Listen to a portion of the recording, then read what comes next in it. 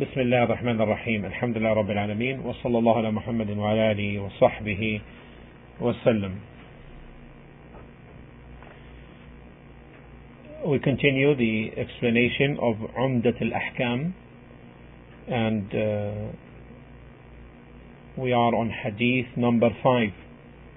عن أبي هريرة رضي الله عنه أن النبي صلى الله عليه وسلم قال: لا يبولن أحدكم في الماء الدائم الذي لا يجري ثم يغتسل فيه. ولمسلم: لا يغتسل أحدكم في الماء الدائم وهو جنب. The Prophet ﷺ, in the hadith reported by Abu Hurairah, may Allah be pleased with him, he said, none of you should urinate in stagnant water that is not flowing. None of you should urinate in stagnant water that is not flowing, then take bath in it. And a version of Muslim: one should not take bath in it from sexual impurity. One should not take bath in it, in the stagnant water which does not flow, from sexual impurity. Now, as to the narrator, Abu Hurairah, may Allah be pleased with him, his biography was given earlier. As to the subject of the hadith, the subject is to inform about the ruling of urinating in the stagnant water and taking bath in it from sexual defilement or sexual impurity.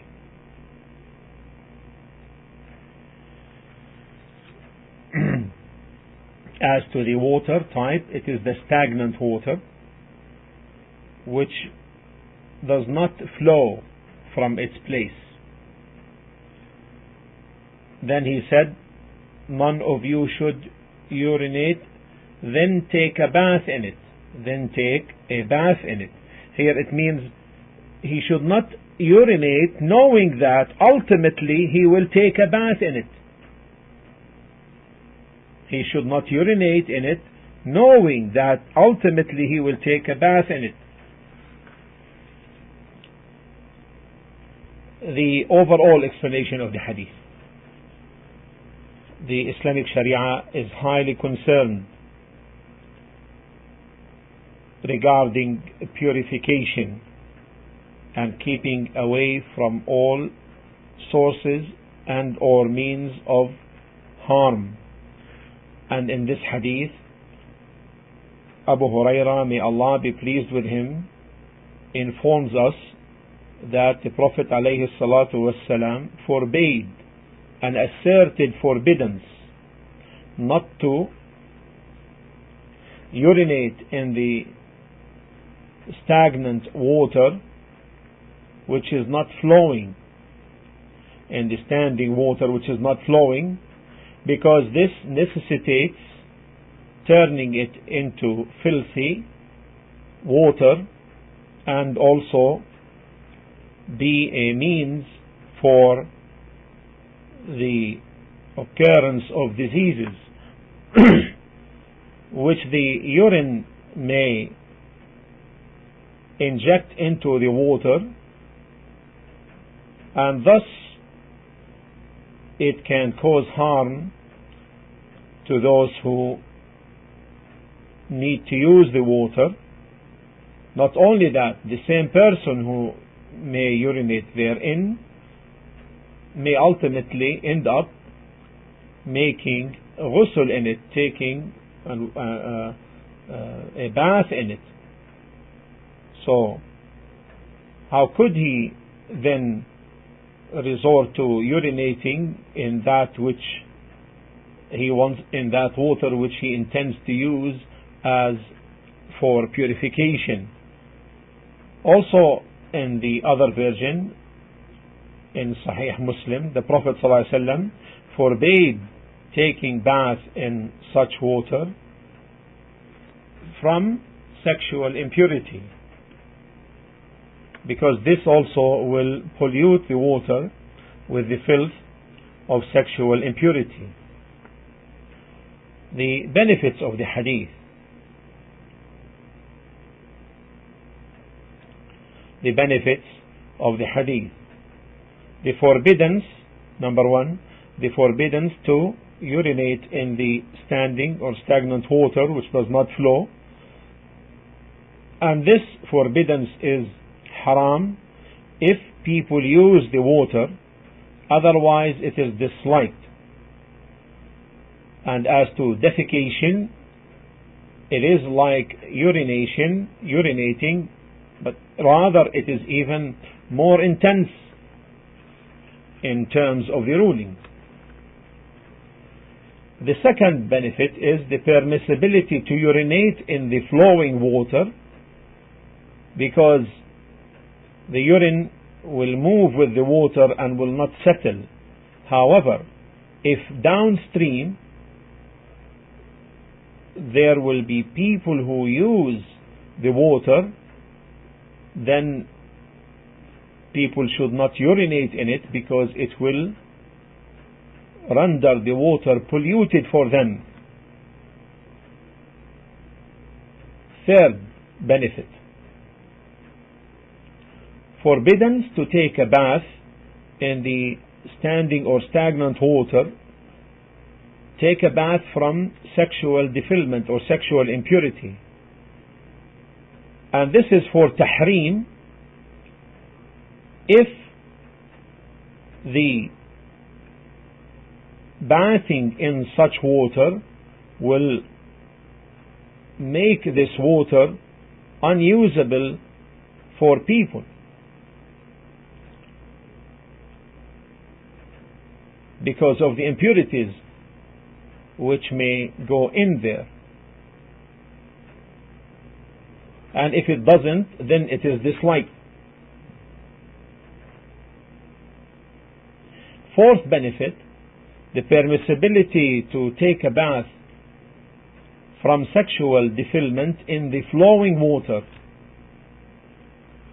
The fifth benefit is the perfection of Sharia, because of its concern regarding matters of purification, and to keep the people away from the means and or sources of harm. Another point of important relevance in this hadith: the apparent meaning of the hadith may indicate that there is no difference between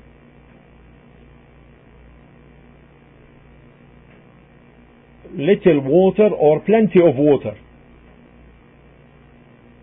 However, the forbiddance regarding the little amount of water is more asserted, because it can be rendered polluted quickly, and it can change into filth quickly, because the amount of water is little.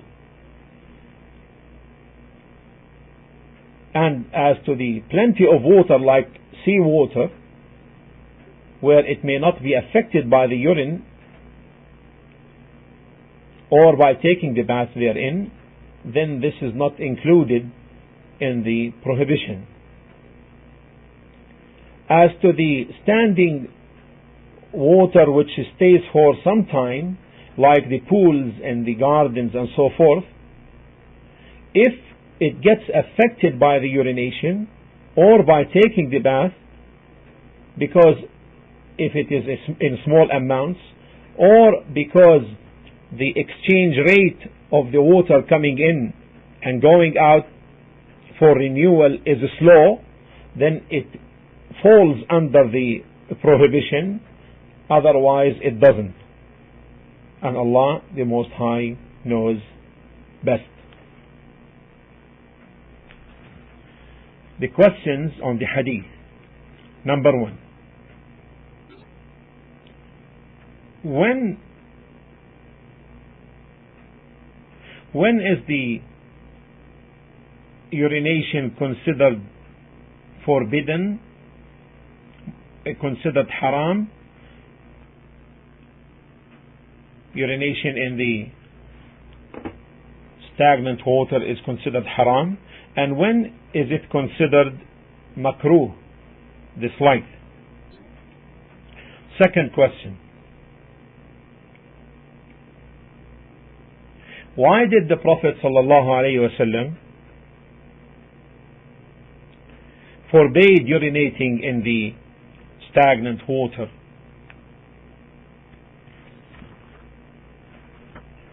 Third question.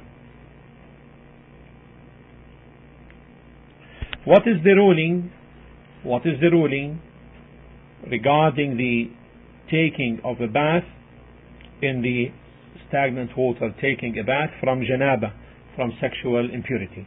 What is the ruling of taking a bath from sexual impurity in the stagnant water? These are the questions, and try to prepare them inshallah ta'ala for the next class. Inshallah, we'll go over them and review them with you. والحمد لله رب العالمين وصلى الله على محمد وعلى آله وصحبه